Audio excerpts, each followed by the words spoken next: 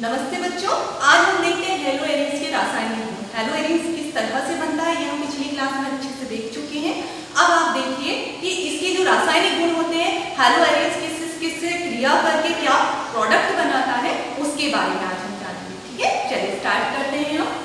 सबसे पहले ये क्वेश्चन ये है, हेलो एरिन्स के रासायनिक गुण या नामिंग रिएक्शंस भी आ जाते हैं इस तरह से। वुड्स फिटिंग रिएक्शन समझाइए, फिटिंग रिएक्शन समझाइए, उल्मान संश्लेषण या उल्मान सिंथेसिस रिएक्शंस जो होती हैं वो, प्रिपरेशंस ऑफ ग्रिग्नार्ड रिएजेंट या ग्रिग्नार्ड अभिकर्मक को बनाना, है ना। तो इस तरह से ये रिएक्शंस जो होती हैं ना, इसको हम हेलो एरिन्स का यूज करते हैं इसमें और उसके थ्रू इन रिएक्शंस को हम करते हैं। चलिए स्टार्ट करते हैं हम। सबसे पहले हम बात करते हैं वुड्स फिटिंग रिएक्शन। कौन सी रिएक्शन? Wurtz Fittig. ओके, देखिए बहुत सिंपल है। वुड्स फिटिंग अभिक्रिया या वुड्स फिटिंग रिएक्शन। ओके, इसमें क्या होता है, यहाँ पर वुड्स आ गया है, ठीक है, और यहाँ पर फिटिंग आ गया है। तो फिटिंग के लिए आपको हेलो एरिन्स का यूज करना है और वुड्स के लिए आपको एथिल आयोडाइड मतलब मेथिल आयोडाइड यानी हेलो एल्केन को लेना है। एक हेलो एरिन्स लेंगे आप, ये इस फिटिंग को देख के तो आप क्या यूज करेंगे? हेलो एरिन, ठीक है, और वुड्स को देख के आप किसको यूज करेंगे? Halo alkane. ओके, कोई भी हेलो एल्केन ले सकते हैं आप। ओके, और हेलो एरिन्स इनको आपको रिएक्ट कराना है किससे? सोडियम के साथ, है ना। आपको सोडियम धातु लेनी है, उसके साथ में ये रिएक्शन होगी। चलिए स्टार्ट करते हैं हम। सबसे पहले हेलो एरिन्स की रासायनिक गुण देख रहे हैं, तो हम हेलो एरिन्स ले लेते हैं। हेलो एरिन्स यानी बेंजीन, एरिन्स मींस होता है बेंजीन, ओके, और बेंजीन पे मैं कोई भी हेलोजन ग्रुप जोड़ दूं, फॉर एग्जांपल आयोडीन ले लिया मैंने, आयोडो बेंजीन ले लिया। ओके, इसको मैं क्या बोलूंगी? Iodo benzene. इसको मैं किस तरह से लिख सकती हूँ? C6H5I भी लिख सकती हूँ, क्योंकि बेंजीन का फॉर्मूला होता है C6H6। उसमें से मैंने एक हाइड्रोजन हटा दिया और उसकी जगह पे क्या जोड़ दिया? आयोडीन। ओके, तो ये बन गया अपना आयोडो बेंजीन। आप इस तरह से लिखें या इस तरह से, कोई प्रॉब्लम नहीं। ओके, अब हमको क्या करना है? एक मिनट, आप इसे ऐसे बना लीजिए जिससे आपका सीधा सिस्टमेटिक हो जाएगा। यहाँ से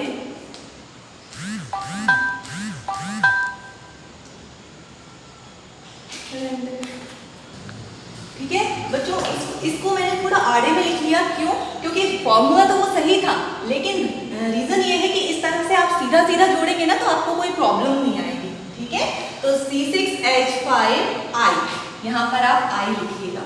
क्लोरीन भी ले सकते हैं, कोई गलत नहीं है, लेकिन अपन ने आयोडो बेंजीन लिखा है तो मैंने I ले लिया। ओके, अब आप क्या करेंगे? यहाँ पर आपको सोडियम धातु से रिएक्शन करानी है। वुड्स आ जाए यानी सोडियम धातु तो आनी आनी है।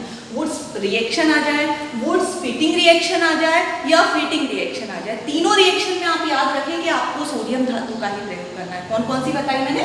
वुड्स अभिक्रिया, वुड्स फिटिंग अभिक्रिया या फिटिंग अभिक्रिया। तीनों में से कुछ भी आ जाए, आपको सोडियम धातु लेनी है। हेलो एरिन्स मैंने ले लिया है। अब मुझे क्या लेना पड़ेगा? वुड्स है तो हेलो एल्केन। हेलो एल्केन में अपन सिंपल सा CH मेथिल आयोडाइड ले लिया। इसमें भी आयोडीन ले लो, मेथिल क्लोराइड ले लो, कुछ भी ले लो, आपको इसमें कोई गलती नहीं होगी। ओके, अब हमने क्या किया? मेथिल आयोडाइड, ये मैंने एल्केन ले लिया, मेथिल आयोडाइड। ओके, जब मैंने इनकी आपस में रिएक्शन कराई तो अब देखते हैं क्या होगा। 2Na के साथ में 2I निकल जाएंगे। निकाल दो, 2Na के साथ में 2I यानी 2NaI हम रिमूव कर देंगे। 2NaI, आपने सोडियम आयोडाइड निकाल दिया। अब क्या बच रहा है? अपना बेंजीन रिंग, और बेंजीन से आपको क्या जोड़ना है? CH3। ठीक है, तो आप यहाँ पर क्या करेंगे? ये इस तरह से बेंजीन रिंग H और यहाँ पर आपने CH, ये बन गया। बेंजीन पे ओनली CH3 जुड़ा हो तो उसको हम टालुइन बोलते हैं। क्या बोलते हैं? टालुइन। ठीक है, तो आप इसमें हिंदी क्या लिखेंगे?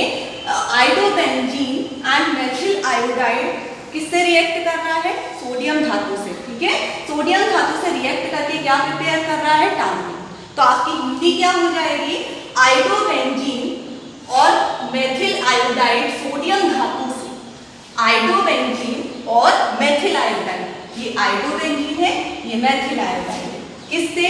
सोडियम धातु से, है ना। किससे क्रिया कर रहा है? सोडियम धातु से। किसकी प्रेजेंस में रिएक्शन कर रहा है? शुष्क ईथर। शुष्क ईथर की प्रेजेंस में रिएक्शन करके क्या बना रहा है? टॉल्यूइन बना रहा है और सोडियम आयोडाइड क्या हो रहा है? मुक्त हो रहा है। इस अभिक्रिया को हम वुड्स फीटिंग अभिक्रिया कहते हैं। ओके, वुड्स है कि हमने हेलो एल्कीन यूज किया और फीटिंग है तो हेलो एल्कीन। तो आ गया होगा आपको समझ में। चलो अब मैं दूसरी रिएक्शन बताती हूँ आपको, फीटिंग अभिक्रिया। ओनली फीटिंग आ गया अपने पास। ओके, फिटिंग के लिए मैंने बताया हेलो एरिन्स यूज करना है। हमें किसका यूज करना है? हेलो एरिन्स का। रटने की जरूरत नहीं है, नाम से ही समझ जाइएगा। ओके, इसमें आपका नो चेंज, आपको क्या करना है? सिर्फ और सिर्फ यहाँ पर आपका चेंज होगा, हेलो एरिन्स ही आप यहाँ पर ले लेंगे। ओके, तो आपको क्या करना है? यहाँ पे ये जो रिएक्शन है सोडियम धातु से ही होगी, लेकिन आपको क्या करना है? बेंजीन लेना है। ओके, बेंजीन के साथ में यहाँ पर भी आयोडोबेंजीन लिया था, यहाँ भी आप आयोडोबेंजीन,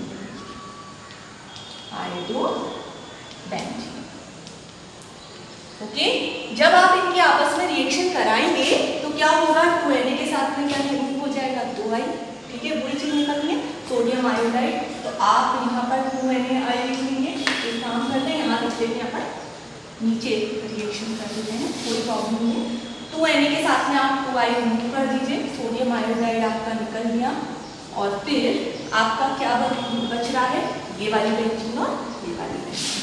हाइड्रोजन आप ना भी लिखे ना तो कोई प्रॉब्लम नहीं है, क्योंकि हाइड्रोजन तो ऑलरेडी बेंजीन में प्रेजेंट ही होता है। ठीक है, तो आपको उसे लिखने की कोई जरूरत नहीं है, वहां भी नहीं लिखे ना तो कोई भी दिक्कत नहीं है। तो ये आपका बन गया है डाइफेनिल। 2 बेंजीन रिंग है, इसलिए हम इसको डाइफेनिल कहेंगे। और क्या निकल गया? सोडियम। ठीक है, ये जो रिएक्शन होती है ये भी शुष्क ईथर की प्रेजेंस में ही होती है, शुष्क ईथर। ओके, आप इसकी जगह पे इस तरह से मैंने खोल के लिखा है, आप इसे C6H5I भी लिख सकते हैं।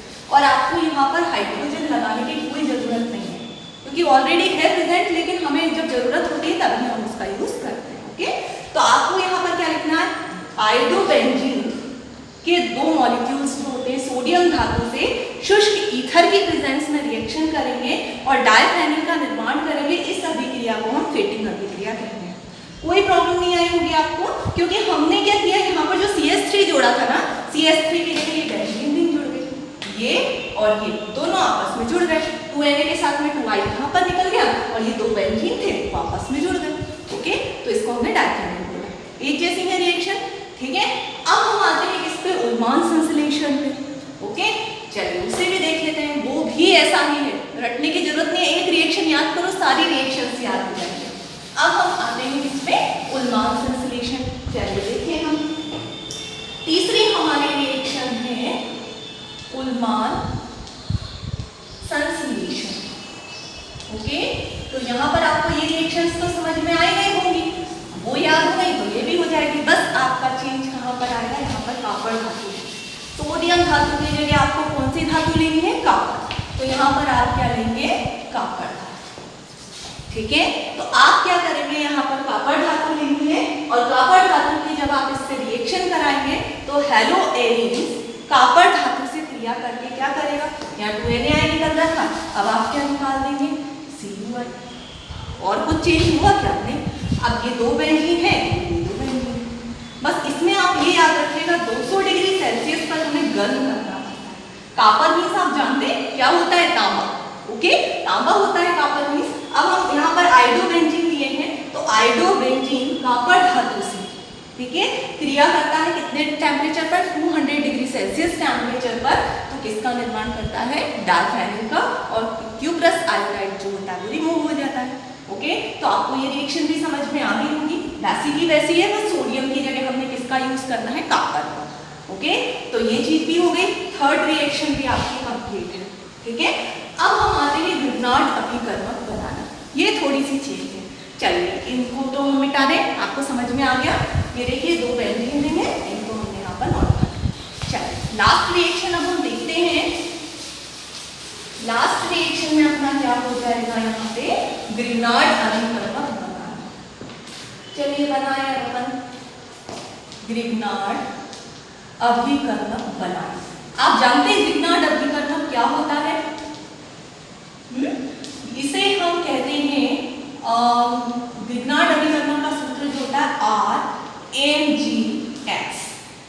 ओके, R मीन्स होता है कोई भी आपका क्या हो सकता है, एल्केन समूह हो सकता है, मेथेन एथेन प्रोपेन ब्यूटेन ले लो, लेकिन हम हैलोएरिन्स लेंगे, बेंजीन लेंगे यहाँ पे। R मीन्स हाइड्रोकार्बन कोई सा भी हो।